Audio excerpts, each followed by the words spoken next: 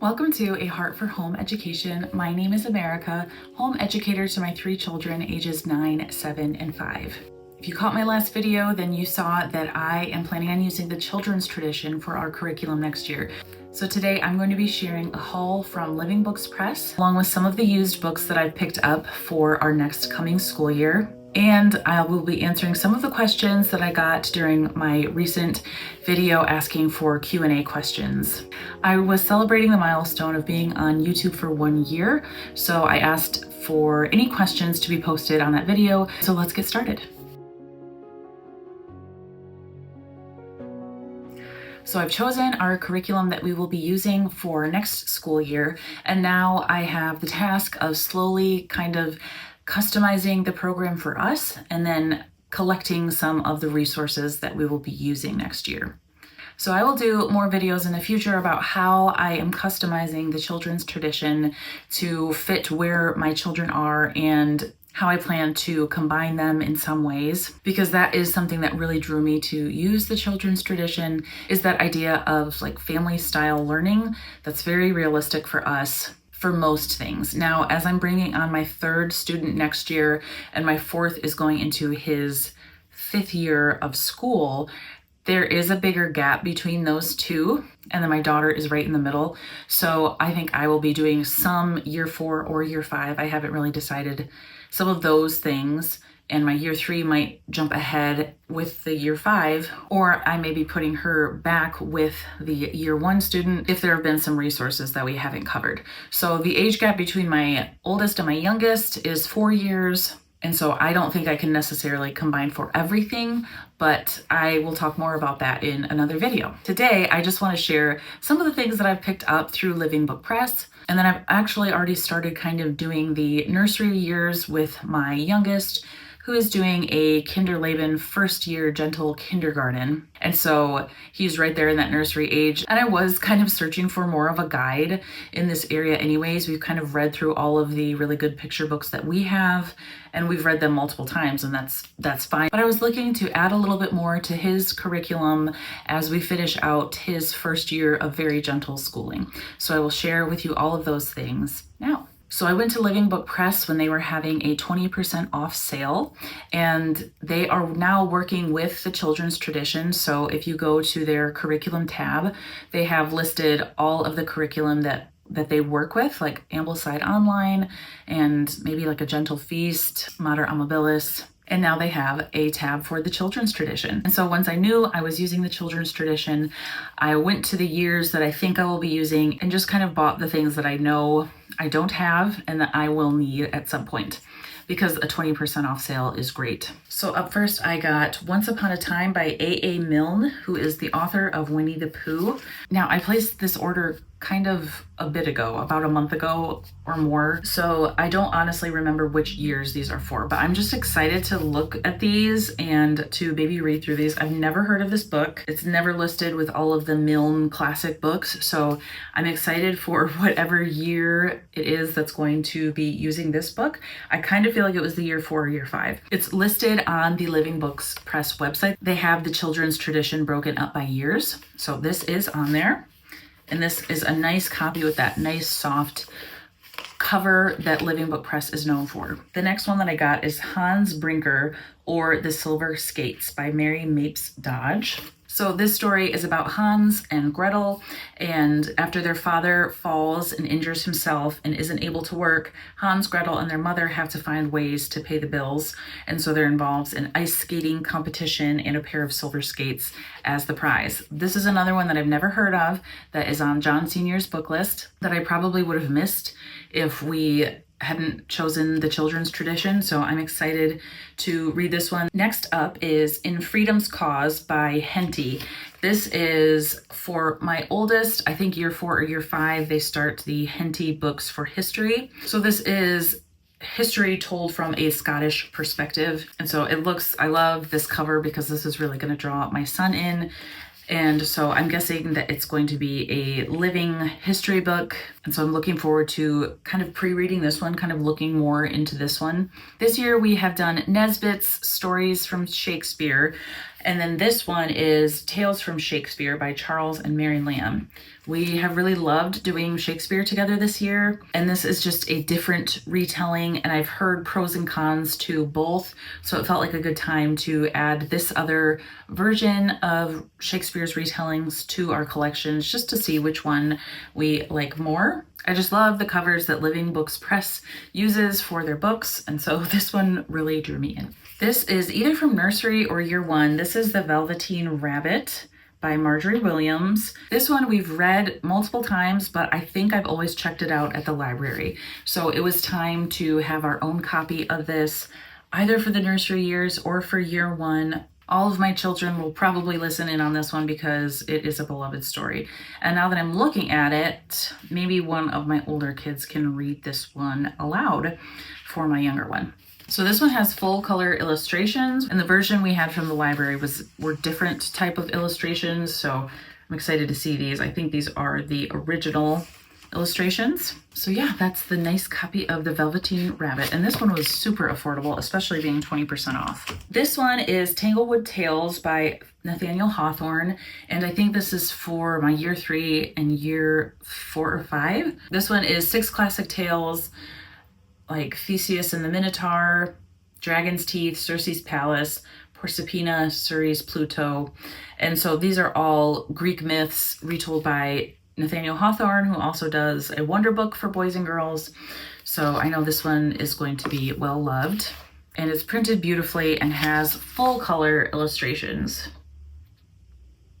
The next one I purchased is Tom Sawyer by Mark Twain. Now, I do not love the AI type cover. I wish they would have just picked like a classic painting to put on here, but it is still a beautiful book. And this one still has illustrations, not full color, but I'm not sure the original did.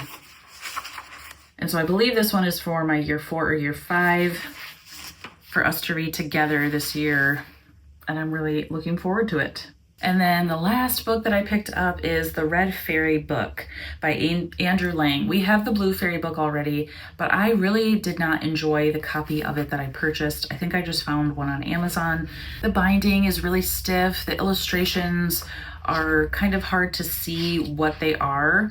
And so I like that the illustrations on this are a lot more clear. This binding is the, quality Living Books Press binding that you'd expect, and it has that nice soft cover. I much prefer this copy to, I will show you the other Andrew Lang book that I have. So I would definitely recommend this version of the fairy books. This is our other version of the Blue Fairy books. This looks like it's a Dover version. And this one is just a lot more rigid. The text is a lot smaller. And the illustrations are they're copied so, the lines are so thick on the copy that it's really hard to tell what is going on in the illustrations. So overall, I much prefer the Living Books Press version than the Dover version, but I'm not gonna replace this one because it still does work. And then a couple of the books that I got used for my little Kinderleben guy. The first one up is Mother Goose, illustrated by Kate Greenaway. And I should have looked at the description because I did not know it was going to be tiny. But these are just old nursery rhymes, old classic Mother Goose nursery rhymes. The words are really tiny, so I would be aware when you are purchasing a used book to look at the measurements in the description, because I'm sure that they put that in the description. I just didn't look. So I got this off of eBay, which is my favorite place to buy used books because of the free shipping. Other places like Thrift Books, you have to meet a requirement to get free shipping. I still buy off of Thrift Books, but unless I'm buying multiple books, it's just not worth it to me to pay for shipping. So I will check on eBay, and a lot of times Thrift Books sells on eBay but offers free shipping on eBay. So my favorite thing to do is to find a store that is offering a buy two, get one free on eBay, and I could usually find a lot of books that we are in search of for our curriculum. And so this was one of them, and these illustrations are darling. And so I've already been reading this to my 5-year-old. And then this is Under the Window, which is a collection of poems, I believe, poems and nursery rhymes, illustrated by Kate Greenaway. And I really do like her illustrations. And my son has been enjoying all these little poems and nursery rhymes. So my approach to this is just to be ordering a couple of books as the budget allows, just here and there, ordering a couple, or if I find a good price on eBay, I will just purchase that one. So I'm not spending hundreds of dollars at once on books. I'm just trying to kind of slowly add all these books to our collections. And that way, if we've already done that year, we can just kind of read it as it comes in. And that's been really enjoyable too. This one is not from Living Books Press, but it is a really nice quality.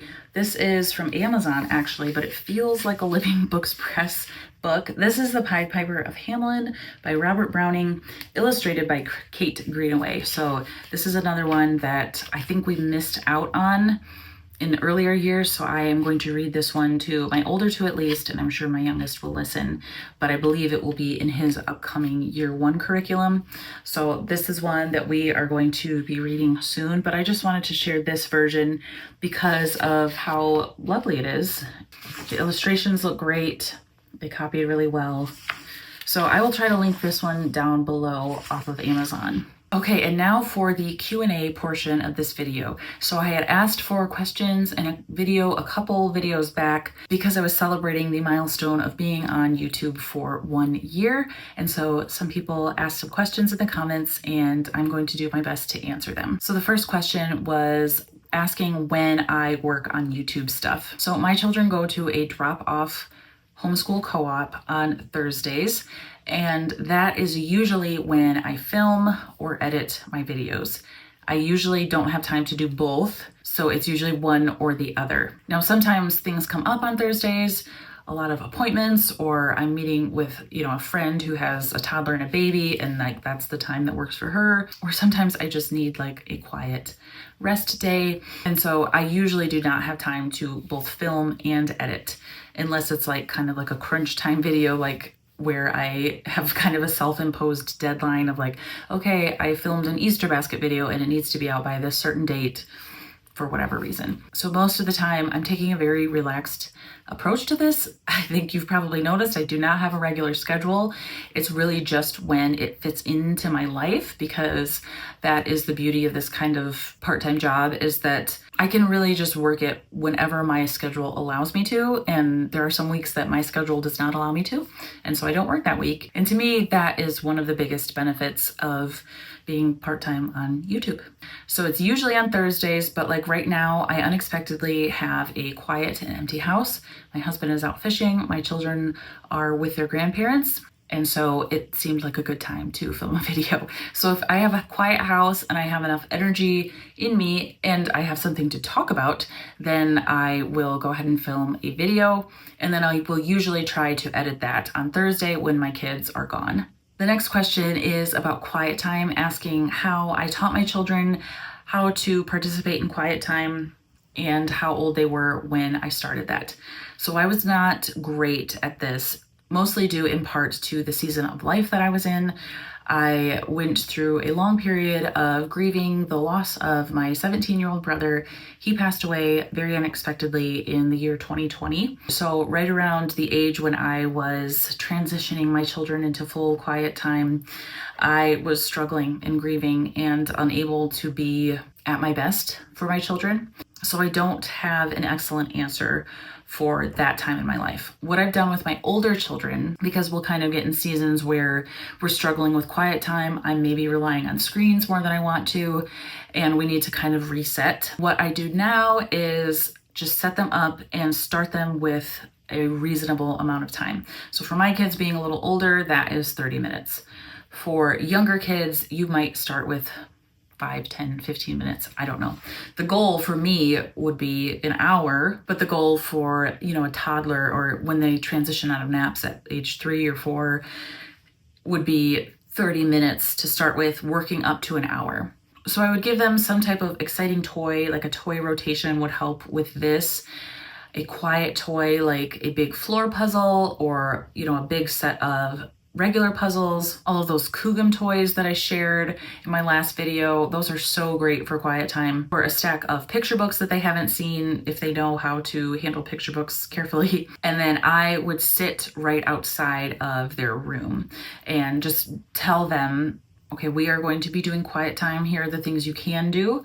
Here are the things you're not allowed to do. And then have them tell you back what you said, what the rules are, what the instructions are, and then say, Mom is going to be sitting right outside to help you with your quiet time.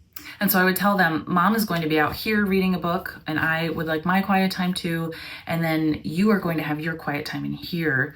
And you may only come and get me if you really, really need me. And then kind of go through things of like, this is a big need for Mom, or, I'm bleeding, I have to go to the bathroom, whatever it is. Those are the things that you can come tell Mom. And then these are the kind of things that you can wait and tell me when quiet time is over. And so I would have them go in their rooms, and I also would utilize audiobooks at the beginning, audiobooks or Yodo players. We use CD players with audiobook CDs.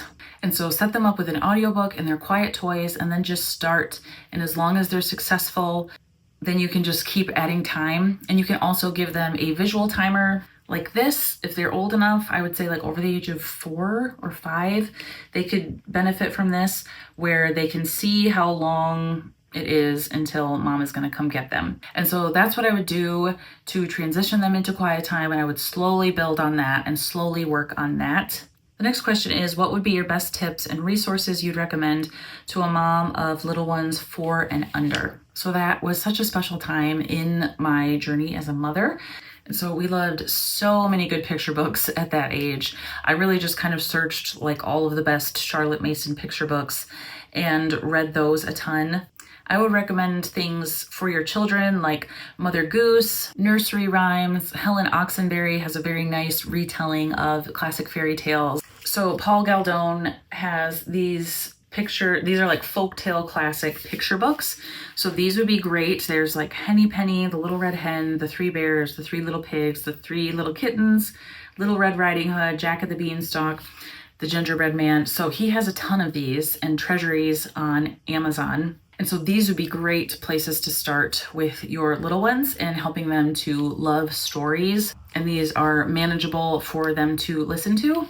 I would recommend singing a ton of songs with them, singing hymns for church, singing little nursery rhyme songs like the Itsy Bitsy Spider, Hickory Dickory Dock, and so many others. If you go to Sing Solfa, the first unit is actually just singing through little nursery rhyme songs, or there are some books about nursery rhyme songs.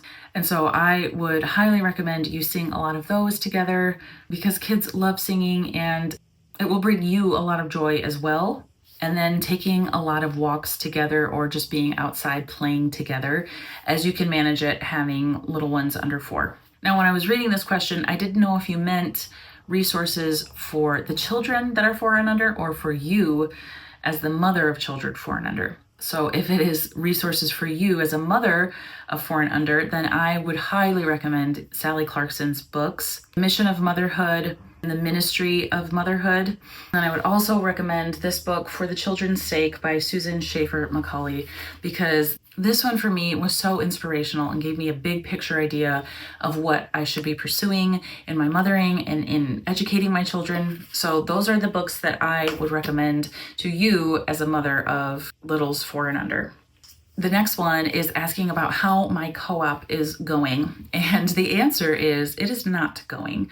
And I'm okay with that. So I was partnered this past summer with a classical Christian school, private school. They wanted to have a program for homeschoolers that also fit with their classical model. And so I really liked the person I was working with. I agreed with their philosophy, and I was excited to run this co-op. Of course, a little bit intimidated, but it felt nice to have the backing of a classical school. But that turned out to be not such a great thing. So one of the first things that happened that made me feel like it was not going to be a good fit for us to work together was that there were certain elements of the co-op that were very important to the director of the Christian school to include, like analytical modes of assessing literature. And I told her that I didn't think that that was good for children, and that I didn't think Charlotte Mason homeschoolers would want that, like this picking apart and analyzing literature as we read it. And she said that it was very important to the classical model of education, which I disagree with. I think that it would be important later, in the later years, but our co-op was geared to like years 1 through 5. And so I had already learned about the poetic mode of learning, and I was not ready to leave that behind. And so I felt burdened to not include this piece that this teacher felt like she really wanted in the homeschool curriculum. And so I decided to no longer run the co-op, and my hope is that some friends and I will start up a co-op of our own as friends. Our kids are already friends. We would welcome more people into it, but just having that foundation and having at least one other person kind of bear the weight of that with me would be, I think, a lot more beneficial for me and my children. It was turning out that this was going to be a lot more of a burden than a community learning experience that I would look forward to. I think that I was going to feel a lot more burdened with it. And at that point, I would have rather put my energy towards YouTube than continuing the co-op. So I hope that makes sense. Please feel free to ask me more questions if you want, if any of that was unclear. I have absolutely no ill will towards this school. I think they're doing amazing things. And I know they love the classical education model, but there's just different interpretations of it. And so I, at this point, want to stick with the poetic mode of learning within classical education. Up next is, when your husband comes home from work, what are his favorite ways to contribute? Does he have any memory-making tactics he uses to make the most of the time he has with you, the kids, and the house? So my husband is a phenomenally involved, supportive, loving, playful husband and father. So he has always just naturally been very supportive and just like able to give himself when he gets home from work. And he has just always been good at bringing them into what he is already doing. Every night at dinner, he does some type of spiritual devotional, whether it's directly from the Bible or it is a kind of devotional book, character development book. He will do that with the children. And he is just really an incredible husband. He helps me in so many ways. Sometimes I have to tell him to like, you go sit down. Like, I can make dinner. You just got home from work. Like, please go sit down for a minute. He is just so supportive and so helpful and has always been good at recognizing like the work that I've done all day, even though I'm a stay-at-home mom. And like some people would say like, oh, you don't work. Like, he knows that I work, like even without YouTube, like he knows that I'm working all day, I'm laboring over our home and children, and he's always been very cognizant of that and respectful of that, mindful of that. As soon as he comes home, he is just ready to jump in as my partner, and so I love that about him. The next question is asking about my upbringing and my schooling. I went to a public school, and I feel like I got a pretty good education at the public school that I went to at the time that I went. I really remember having a lot of great teachers. I remember reading a lot of good books until a certain point. And then in high school, I kind of could really get by without reading at all. And I could really just skim a book and then know all the answers. I feel like the problem is that it was too easy or like dumbed down for me. I hated all of the like prep work that we had to do before we could even read a book. Like, we have to identify the setting, the characters, all the major plot points, things like that. Like, all of the analyzing that we had to do before we could actually read was maddening. I just wanted to read the book. I just wanted to read the story and enjoy it. And when I actually did read the stories, I really did enjoy them usually. I remember we read Edgar Allan Poe, we read The Odyssey, we read Maya Angelou, Lord of the Flies, and The Scarlet Letter. So we read a lot of good books. Well, we were supposed to read a lot of good books, but I just had a really hard time with all of the over-analyzing that we had to do even before we could read the books. And so when I heard about the Charlotte Mason method, it made so much sense to me because I always loved the books if I read them and gave them a chance. But I just hated the picking apart for every minute detail. And Charlotte Mason's idea of narrations really answered that for me. And now even more so, learning about the poetic mode of knowledge just feels like it is the complete all-around package of what I wish I had in my education. Although I do have lots of good memories of my education, I feel like it was a good, strong public education. And then after high school, I went off to college and studied elementary education at Michigan State University. And as I was in that program, I realized a couple of things, but I realized that I really liked working with kids, just small groups of kids. I really didn't like the big classroom experience. Like, I learned a lot about the psychology of education in psychology in general, which I think is good and helpful in teaching, but I also did not learn very many practical things about how to teach children. I did not learn how to teach a child to read at all. I did not even have a single class on phonics instruction, anything like that whatsoever. We just learned how to talk a lot about education, I feel like, and there was not much instruction on how to actually be a good teacher. I still really enjoyed my college experience. I was not miserable by any means in college. I loved my friends. I loved my life out there.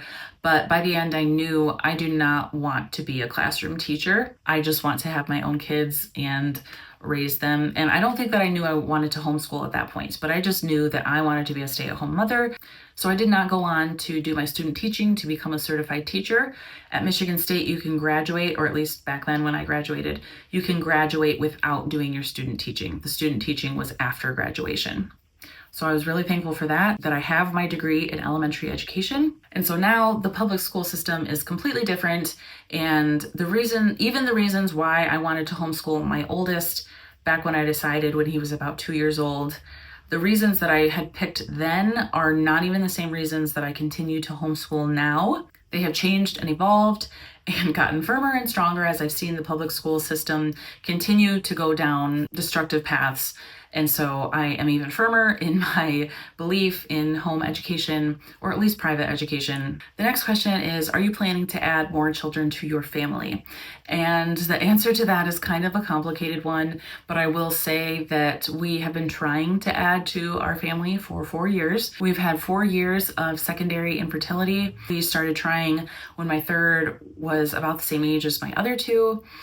And this was right around the time that my brother passed away, but this was the time that we had always planned on trying to conceive our fourth, and it just did not happen and has not happened for the past 4 years. With all of my other children, we only had one planned pregnancy out of all 3 of those.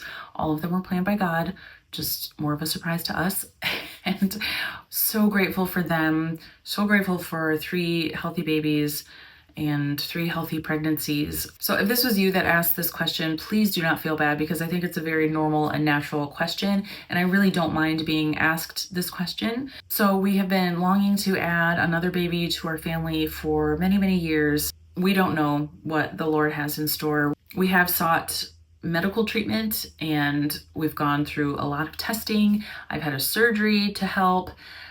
We've done a lot. It still just has not happened. And so I know I'm at a place now where I am at peace and so content with our family. And I'm so grateful that I have these 3 children already. I'm just at peace with whatever the Lord has for us.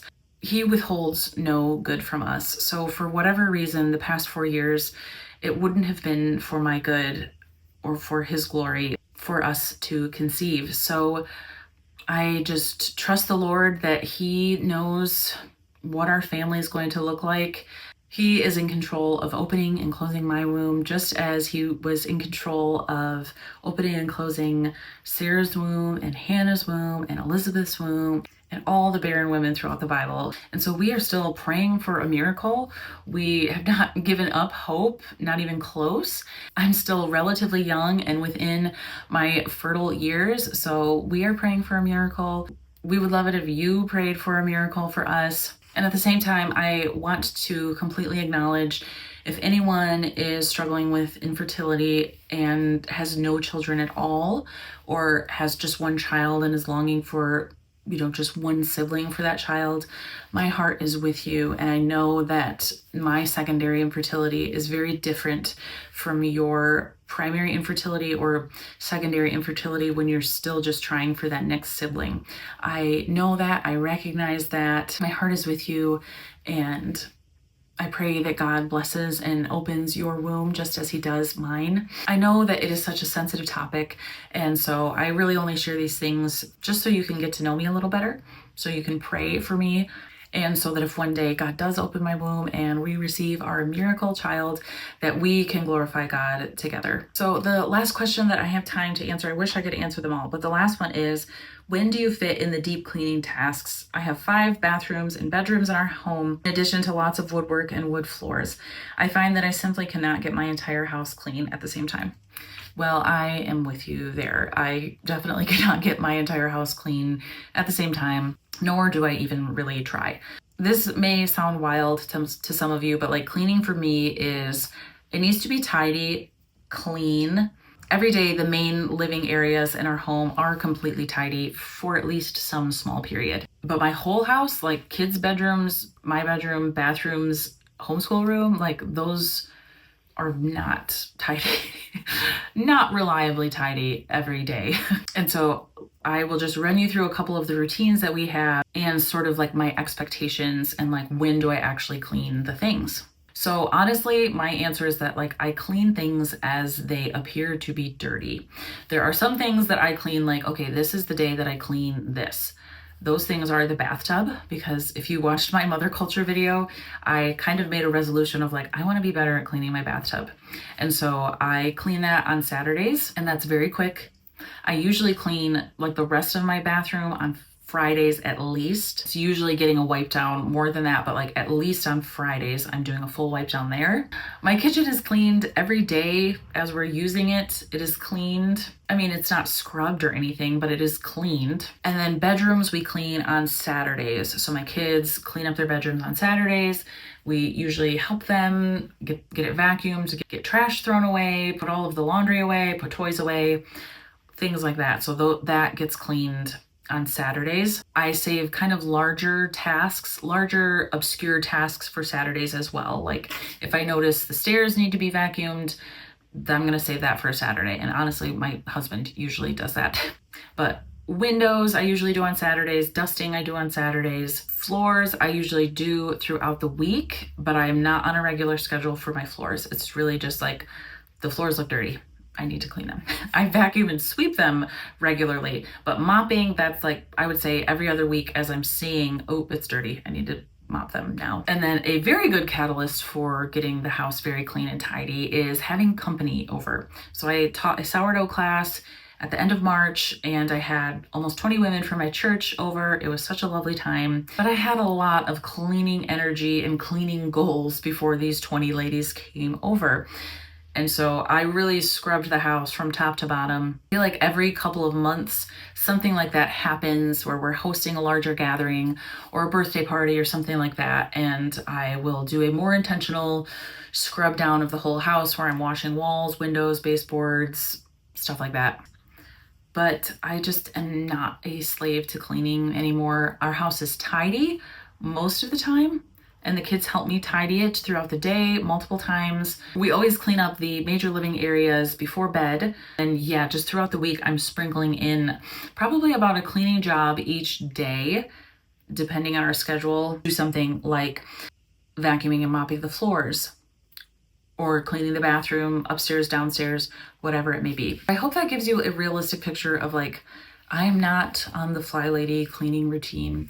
I will have to show you what my playroom looks like right now, because there's a very specific reason why this is the angle that you are getting, because this table is like a mountain of stuff and there's just stuff everywhere. So that is all for this video, this haul, this Q&A. I hope you enjoyed it.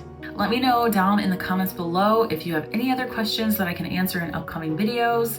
Let me know what you would like to see next from this channel. As the year wraps up, I have a couple ideas in mind, but please let me know what you'd like to see next, whether it relates to the children's tradition or how we liked some curriculum this year. Just let me know in the comments below.